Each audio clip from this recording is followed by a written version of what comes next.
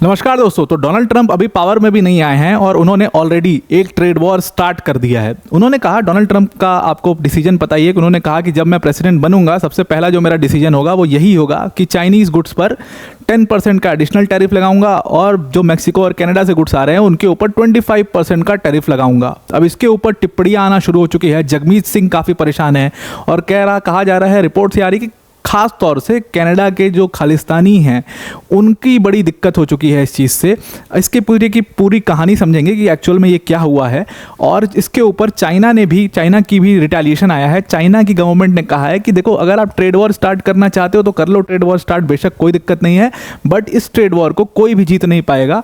और फ़ायदा इसी में है कि हमारी जैसी जो बिग फिशेस हैं वो एक साथ मिल करके ट्रेड करें, यानी कि चाइना और यूएस से म्यूचुअल बेनिफिट के लिए और कोऑपरेशन के साथ काम करें। अदरवाइज पूरे इंटरनेशनल मार्केट का इसमें नुकसान होगा अगर हम इस तरीके के किसी ट्रेड वॉर में जाते हैं। अब सबसे बड़ा सवाल यह है कि डोनाल्ड ट्रंप ने इतना बड़ा डिसीजन लिया क्यों। पहली चीज़ कि इतनी बड़ी इंपोर्ट ड्यूटी अगर आप लगा रहे हो उन कंट्रीज़ के साथ जिनके साथ अभी तक आप फ्री ट्रेड एग्रीमेंट जैसे ही कुछ एग्रीमेंट में थे, यानी कि मैक्सिको और कनाडा के साथ। चाइना तो चलो खैर दुश्मन था ही शुरू से, बट मैक्सिको और कनाडा ने आपका क्या बिगाड़ा। और अगर आप इतना बड़ा डिसीजन डोनाल्ड ट्रंप ले रहे हैं तो इसमें खालिस्तानियों से क्या लेना देना है, सब कुछ समझेंगे और उसके पीछे की पूरी कहानी समझेंगे। इसके पहले एक छोटी सी अनाउंसमेंट है कि अनअकैडमी ने अभी रिसेंटली अपना 2026 और 2027 का यूपीएससी सीएससी का बैच लॉन्च किया है। और इस बैचेस के प्राइसेस जो है वो आप यहाँ पर देख सकते हो, आइकॉनिक मेंबरशिप और प्लस मेंबरशिप।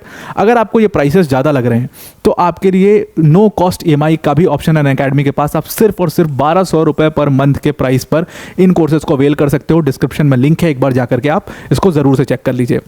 अब पूरी कहानी समझने की कोशिश करते हैं। देखो, जब डोनाल्ड ट्रंप इलेक्शन लड़ रहे थे तो उनके 2-3 मुद्दे जो बहुत फेमस मुद्दे थे वो क्या थे। सबसे पहला मुद्दा था कि भाई मैं ड्रग ट्रैफिकिंग को पूरी तरीके से यूएस से एलिमिनेट कर दूंगा। जो पुरानी डेमोक्रेट गवर्नमेंट कभी नहीं कर पाई, ना कभी कर पाएगी, उसको मैं ख़त्म कर दूंगा। दूसरी चीज़ उन्होंने कही थी कि मैं इलीगल जो इमिग्रेंट्स आ रहे हैं उसको मैं ख़त्म कर दूंगा। ये दोनों चीज़ों को सबसे सेंटर में रख करके उन्होंने लगभग अपने हर कैंपेनिंग में इसको बार बार बोला है। और अगर लोगों ने मैंडेट दिया है डोनाल्ड ट्रंप को तो जाहिर सी बात है कि लोगों का भी यही मानना है और सही बात भी है कि यूएस की जो पूरी सोसाइटी बर्बाद हो चुकी है ड्रग्स की वजह से, ड्रग अब्यूज़ की वजह से, उसको सही करना है। और इलीगल इमिग्रेशन का तो बहुत प्रॉब्लम है ही, तो इसीलिए लोगों ने उनको मैंडेट दिया है। तो जब वो जीत चुके हैं अब चुनाव और वो प्रेसिडेंट बनेंगे तो जाहिर सी बात है उनको एक्शन लेना पड़ेगा। अब ये ड्रग अब्यूज़ और ये जो ट्रेड वॉर है इसका रिलेशन कैसे है, आप इसको समझने की कोशिश करना। यूएस में जितने भी ड्रग्स यूज़ होते हैं उस समय उसका सबसे टॉप मोस्ट ड्रग आज की डेट में है फेंटेनिल। अब ये फेंटेनिल बेसिकली क्या है, ये एक ओपियोइड सब्सटेंस है, ये एक ओपियोइड ड्रग है जिसका यूज़ पेन रिलीफ के लिए किया जाता है। ज़्यादातर जो पेन रिलीफ के ड्रग्स होते हैं उनका आपको पता है कि ड्रग अब्यूज़ में काफ़ी इस्तेमाल किया जाता है। तो इसके पहले मॉर्फिन का यूज़ होता था।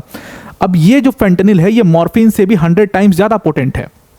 तो मॉर्फिन में क्या होता था कि अगर किसी ने ओवरडोज कर भी लिया है तो उसकी इंस्टेंट डेथ नहीं हो रही है, it is something like that. But यहाँ पर फेंटेनिल का क्या है कि अगर फेंटेनिल का किसी ने ओवरडोज थोड़ा सा भी कर लिया, क्योंकि ये इतना पोटेंट है, तुरंत ही उस पेशेंट की डेथ हो जाती है। ये एक बहुत बड़ी समस्या है और पिछले साल कई सारे यूएस में बहुत सारे ऐसे केसेस आए जहाँ पर बहुत सारी ऐसे डॉक्यूमेंट्रीज भी बनी है जहाँ पर फेंटेनिल के ओवरडोज की वजह से कितने लड़के की जान चली गई, क्योंकि उनको आइडिया नहीं था कि वो किस चीज़ का ड्रग अब्यूज़ कर रहे हैं और इस ड्रग्स का क्या लेना देना हो सकता है। तो ये जो फेंटेनिल है वो पूरे यूएस में, अब देखो ड्रग्स जो हैं वो यूएस में कभी नहीं बनते। ड्रग्स जो हैं वो बाहर की कंट्रीज से ट्रैफिकिंग के जरिए यूएस में लाए जाते हैं। एक बहुत बड़ा स्मगलिंग कार्टेल है, ड्रग कार्टेल है जो इसके लिए काम करता है। अब ये जो फेंटेनिल दुनिया भर का बन रहा था और यूएस में पहुँच रहा था, उसका 90% फेंटेनिल जो है वो अकेले एक कंट्री यानी कि चाइना से आ रहा था। ये चाइनीज़ कंपनीज जो हैं वो इस पूरे ड्रग्स को मैन्युफैक्चर कर रही थी। अब क्या किया कि चाइना के ऊपर बहुत प्रेशर डाला गया, और जब यूएस ने चाइना के ऊपर बहुत प्रेशर डाला तो चाइना ने यूएस को सांत्वना देने के लिए अपने यहाँ पर 2019 में इस ड्रग को बैन कर दिया कि अब फेंटेनिल, देखो यूएस आप हमारे ऊपर प्रेशर डाल रहे हो, ठीक है, हमने क्या किया है कि हमने फेंटेनिल का जो प्रोडक्शन है इन कंपनीज को बैन कर दिया है। हमने कहा है कि कोई भी फेंटेनिल का प्रोडक्शन नहीं कर सकता है। तो फिर भी चाइना को क्यों इसमें ट्रैफिकिंग माना जाता है दोषी इसके लिए? चाइना ने 2019 में उन कंपनीज को जरूर बैन कर दिया, लेकिन उन चाइनीज कंपनीज ने क्या किया कि फेंटेनिल ना बना करके इसके रॉ मटेरियल्स को प्रोड्यूस करना शुरू कर दिया। जो भी ये चाइनीज़ कंपनीज हैं, इन्होंने इसके प्रिकर्सर्स को बनाना शुरू किया और उसके बाद इन रॉ मटेरियल्स को इन्होंने सोर्स कंट्रीज़ में पहुंचाना शुरू किया, यानी कि मैक्सिको और कनाडा जैसी कंट्रीज़ में। और मैक्सिको और कनाडा जैसी कंट्रीज़ में इसको पहुंचा करके वहाँ पर छोटी छोटी लैब्स होती हैं और उन लैब्स में इन केमिकल्स को मिला करके फेंटनिल बना लिया जाता है बड़े आराम से। और उसके बाद क्योंकि ओपन बॉर्डर्स हैं तो फिर ट्रैफिकिंग के जरिए, स्मगलिंग के जरिए उसको यूएस में पहुंचा भी दिया जाता है। और इसीलिए ये ड्रग ट्रेड जो है उसने यूएस की कमर तोड़ दी है, बिकॉज इसको आप लिंक नहीं कर सकते, क्योंकि ये लिंक इतना बड़ा है कि आप डायरेक्ट इसमें चाइना को पकड़ नहीं सकते। चाइनीज़ कंपनीज तो उसके रॉ मटेरियल्स बना रही हैं, वो तो कह देंगे कि भाई फेंटनिल हम प्रोड्यूस ही नहीं करते। तो अब डोनाल्ड ट्रंप, आपको पता ही है कि बहुत खुलेआम बोलने वाले आदमी हैं, उन्होंने कहा तो इसलिए हम चाइना और जो ये कंपनीज हैं जो ये रॉ मटेरियल फेंटनिल वाली बना भी रही हैं, वो अपने वेबसाइट्स पर इसको एडवर्टाइज भी करती हैं कि ये रॉ मटेरियल्स हम बनाते हैं। खुलेआम एडवर्टीजमेंट होता है उसका, लेकिन चाइनीज़ गवर्नमेंट नहीं रोकती है। डोनाल्ड ट्रंप ने कहा इसीलिए जो मेरा इकोनॉमिक एजेंडा है उसमें सबसे पहली चीज़ है कि बहुत हेफ्टी टैरिफ्स जब आप लगाओगे इन कंट्रीज़ के ऊपर, तब इनके होश ठिकाने आएंगे और तब जा करके ये उन कंपनीज़ के ऊपर प्रेशर डालेंगे अपने यहाँ पर, और तब वो कंपनीज़ वो चीज़ मैन्युफैक्चर करना बंद करेंगे। बिकॉज इस ड्रग ने लगभग हमारी यूएस कम्युनिटी को पूरी तरीके से बर्बाद कर रखा है। और यूएस आज बहुत आगे होता, बहुत ग्रेट कंट्री होती, लेकिन आज हमारी सोसाइटी पूरी तरीके से बर्बाद है इसी ड्रग की वजह से। और ऐसा नहीं है कि मैंने कभी इनसे बात करने की कोशिश नहीं की। डोनाल्ड ट्रंप ने कहा कि मैंने चाइना से कई बार बात करने की कोशिश की है, लेकिन उसका कोई फ़ायदा नहीं होता। चाइनीज़ गवर्नमेंट जो है वो बात को अनदेखा करती है। वो हमसे प्रॉमिस तो बड़े बड़े करते हैं कि हम इनके ऊपर बहुत सीरियस एक्शन लेंगे, हम इनको बर्बाद कर देंगे, इनको डेथ पेनल्टी दे देंगे, लेकिन ये करते कुछ भी नहीं है।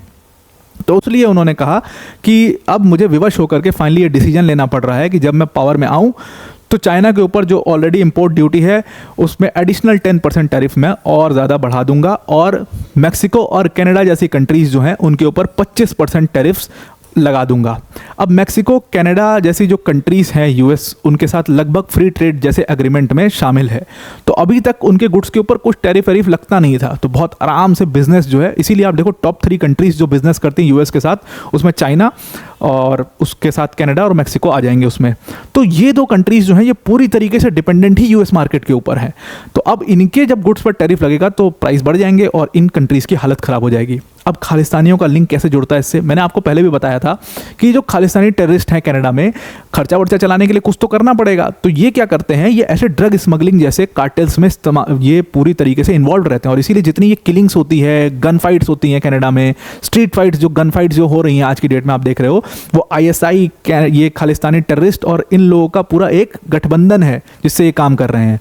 तो अब जब उसको एलिमिनेट करेंगे, और इनका मार्केट क्या है, मार्केट तो इनका यूएस ही है, तो अब जब उसको एलिमिनेट यूएस करना शुरू कर देगा और यूएस एक्शन उसके खिलाफ लेना शुरू कर देगा, तो जगमीत सिंह जैसे लोगों की तो हाथ पांव फूलेंगे ही, और इसीलिए उनकी टिप्पणी भी आएगी ही इस पर। तो ये एक बहुत बड़ा स्टेप है डोनाल्ड ट्रंप ने जो लिया है, वो इंडिया के लिहाज से भी बहुत सही है क्योंकि he is eliminating our enemies.